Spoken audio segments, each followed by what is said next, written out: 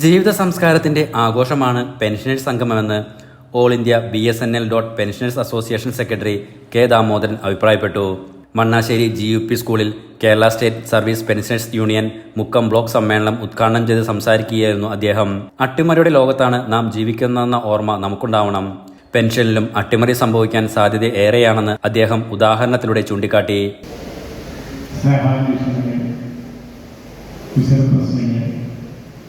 ആഭാവങ്ങൾ എല്ലാം തന്നെ ഇതൊക്കെ കാണുമ്പോൾ വെറും ഒരു പെൻഷൻകാരുടെ സമ്മേളനം എന്നതിൽ കവിത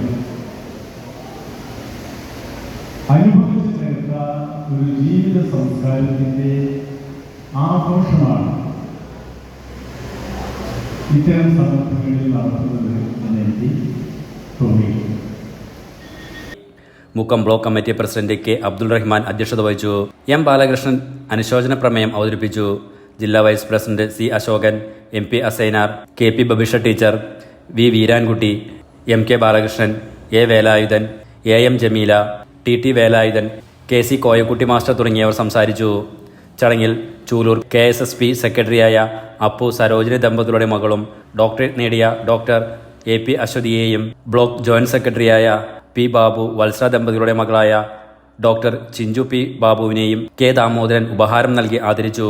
സമ്മേളനത്തിന് മുന്നോടിയായി മണ്ണാശ്ശേരി നഗരത്തിൽ നിന്നും പ്രകടനം നടത്തി. Enlight news Mukkam.